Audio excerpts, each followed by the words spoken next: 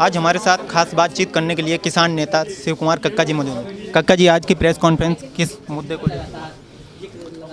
देखिए, मुद्दा कुछ नहीं है। संयुक्त किसान मोर्चा दो धाराओं में काम कर रहा था, एक पॉलिटिकल एक नॉन पॉलिटिकल। 7 नवंबर को गुरुद्वारा रकाबगंज में बैठक हुई थी।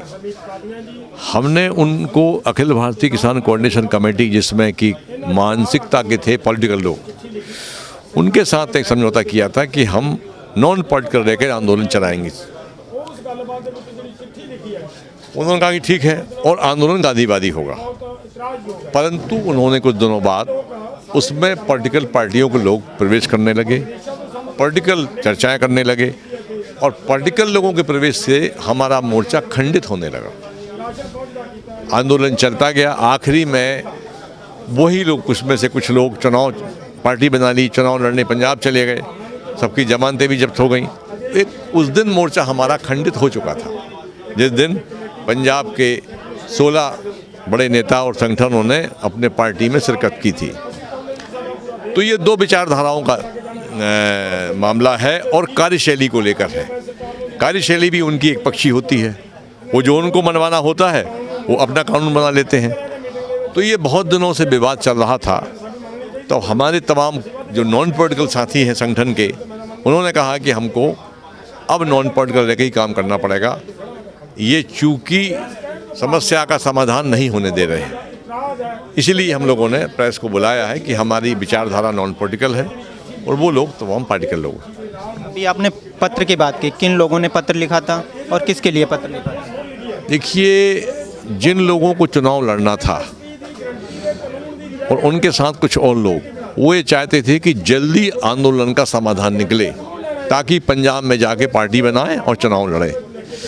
जैसे ही प्रधानमंत्री जी ने 3 कानून रिपील किए और ये लोग ट्रालियों में सामान रख के जाने लगे, हमारे सामने संकट ये था कि आधे लोग चले जाएंगे, आधे बचेंगे, तो एक मैसेज आएगा कि SKM में फूट पड़ गई है।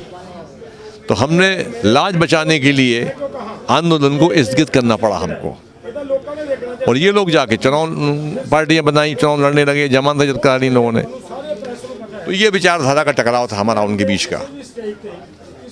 अब आगे स्थिति ये होती है कि एक विचारधारा विशेष के लोग और पार्टी के लोग उसमें इन्वॉल्व जब हुए, तो वो अपनी अपनी पार्टियों के लिए गरम तवे पर पॉलिटिकल रोटियां सेकने का काम करने लगे।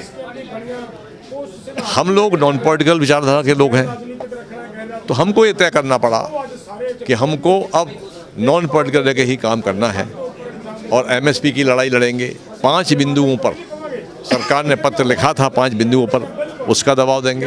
आप उन पर बात करिए, ऋण मुक्ति कीजिए और पूरा दाम दीजिए। पूरा दाम में C2+50 स्वामीनाथन आयोग की रिपोर्ट के हिसाब से किसान को पूरा दाम चाहिए। आज जो देखी जाए, आप लोगों की संख्या बहुत कम है, क्या लगता है? किसान आंदोलन में काफ़ी ज़्यादा संख्या थी, सरकार आपकी किस तरीके से बात मानी? हमारी संख्या माता सुंदरी में 400 है, रकाबगंज में है। 75 की संख्या के बाद इन्होंने गेट लगा दिया ND तिवारी वालों ने कि हम केवल 75 अलाउ करेंगे। दिल्ली में 144 धारा लागू है, इसमें 100 से अधिक लोग बैठक नहीं कर सकते हैं। इन तमाम दिक्कतों के कारण हमारी संख्या बाहर बहुत रही है, यहाँ नहीं आ पाई। अभी आपने कहा 22 अगस्त को आप जो करेंगे जंतर मंतर पे, उसमें कितने लोग शामिल होंगे, कहाँ के किसान आएंगे? पूरे देश भर के किसान होंगे और हमारी संख्या का जो हमने लक्ष्य रखा है वो 50,000 रखा है। क्या लगता है सरकार वहाँ से आपकी आवाज़ सुन लेगी क्या? देखिए, हमारा काम प्रयास करने का है, आंदोलन करने का है। सरकार का काम हमारी ओर ध्यान आकर्षित कराने का है।